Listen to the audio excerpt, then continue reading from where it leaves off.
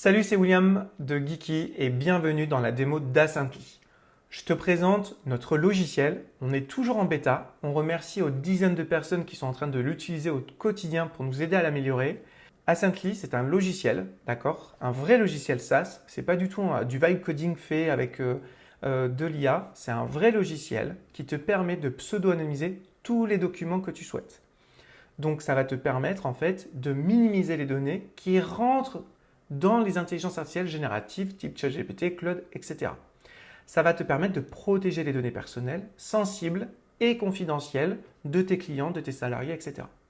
Donc, sur la version bêta, tu vas pouvoir cliquer sur le petit cadenas ici. Quand tu vas cliquer ici, tu vas devoir renseigner ton email qu'on t'a ouvert spécifiquement pour toi. Donc, en l'occurrence, je mets le mien. Tu vas cliquer sur Continuer et tu peux cliquer directement si tu le souhaites, Connecter avec un lien magique. À partir de là, au bout de 2-3 secondes, tu vas recevoir un email automatique sur ta boîte mail qui va te permettre en fait de récupérer directement l'accès au logiciel en temps réel. Donc ça veut dire quoi? On a une double sécurité. Soit tu te connectes avec un mot de passe, soit tu te connectes avec le lien spécifique où on est sûr que c'est toi la bonne personne. L'email vient d'apparaître à l'instant et tu vas pouvoir cliquer sur l'URL et ouvrir ta session de travail. Donc je viens de cliquer sur l'URL et je fais rester connecté à cet appareil tout le temps ou me connecter uniquement une fois. En restant connecté, tu vas tomber sur ton espace de travail. Pour le coup, moi avec mon email, j'ai plusieurs espaces de travail. Je vais retrouver l'espace de travail de mon entreprise et je vais retrouver mon espace de travail personnel si je le souhaite.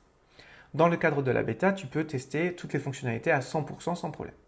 Ici, on va retrouver tous les documents que j'ai intégrés. Donc, tu vois que j'ai mis des entretiens préalables au licenciement, j'ai mis des notes de réunion, j'ai fait des tests. Là, c'est juste mon espace de test. Ici, je vais ajouter un nouveau dossier. Je vais faire compte rendu client. D'accord? Donc, tu peux créer autant de dossiers, faire ton arborescence comme tu le souhaites. Attention, c'est très important que tu comprennes que Asynthly est un logiciel pour pseudonymiser les documents. Ce n'est pas un serveur pour stocker l'intégralité de tes documents. Par exemple, je viens de créer compte rendu de client. Je vais cliquer ici et je vais téléverser mon premier document. Pour l'exemple, je vais prendre un compte-rendu fictif de réunion que j'ai fait avec un client. Donc, je viens de le glisser. Sinon, tu cliques sur Parcourir et tu choisis dans le dossier sur lequel tu veux le télécharger.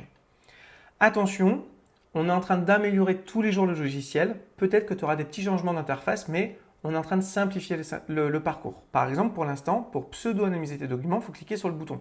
Demain, tu ne seras plus obligé de le faire.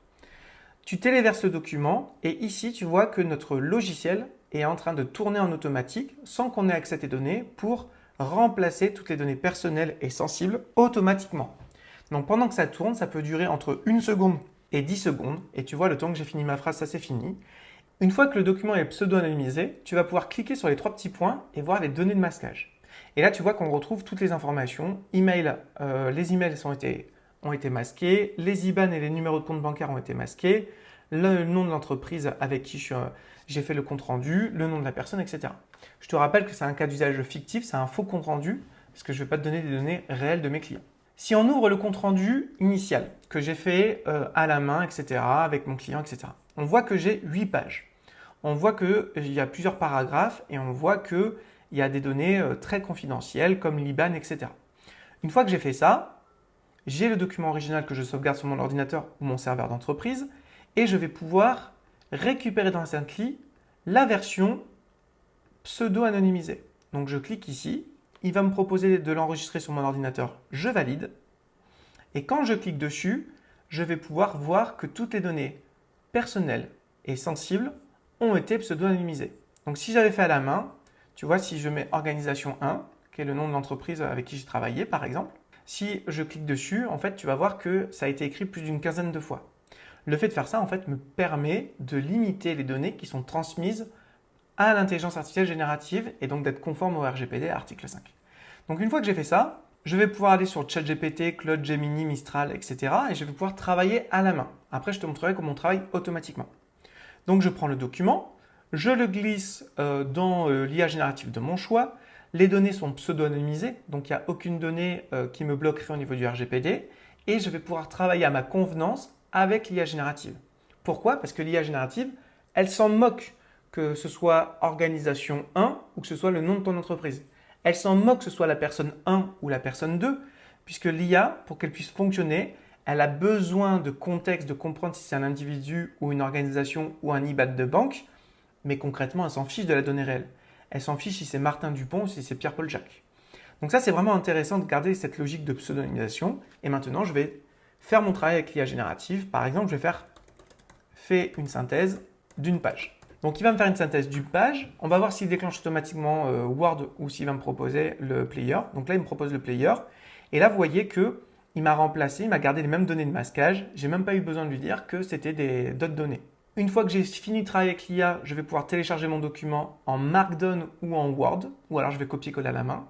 Attention, aujourd'hui, fin août, on ne gère toujours pas le PDF, on est en train de l'implémenter. C'est notre technologie, c'est beaucoup plus complexe, mais d'ici quelques semaines, ce sera en place.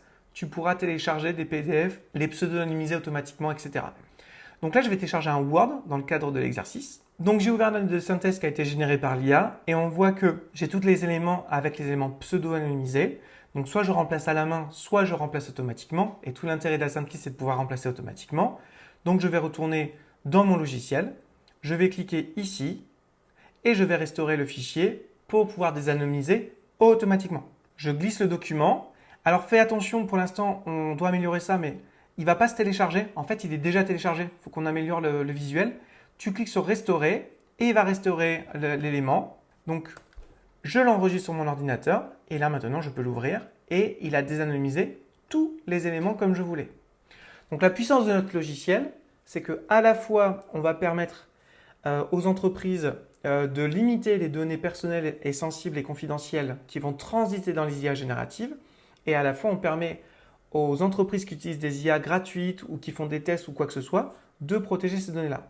Donc là, pour l'instant, le produit répond uniquement aux besoins de travailler avec des IA génératives sans faire transiter des informations personnelles confidentielles. Par contre, demain, quand on aura fini de développer le logiciel, vous pourrez le connecter à de l'agentique, vous pourrez le connecter à des bots, etc. Toutes les données seront pseudo-anonymisées et donc vous sécurisez l'ensemble de vos procédures et de vos process internes au niveau de la documentation.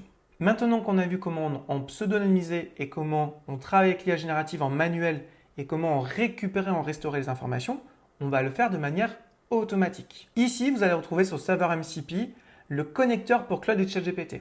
On est en train d'ouvrir Gemini, on est en train d'ouvrir Mistral, etc. Au fur et à mesure, ça va fonctionner avec toutes les IA génératives internationales. Demain, vous allez pouvoir connecter ça avec N8N, Make, avec vos agents IA. Une fois que vous avez créé le connecteur directement dans Ascently, vous allez pouvoir travailler dans Claude, ChatGPT, etc. Je t'invite à suivre la FAQ et les premiers pas et les tutoriels. Si tu as la moindre question, tu nous tiens informés. Le principal, c'est qu'il faut que tu retiennes deux choses. 1, on n'utilisera jamais tes données, tes documents pour entraîner notre modèle. 2, la priorité pour nous, c'est que tu puisses pseudonymiser tes documents et travailler à ta convenance avec n'importe quel logiciel. Donc si tu as besoin de quoi que ce soit, n'hésite pas à me contacter. Tu as toutes les informations sur le site et je te dis à très bientôt.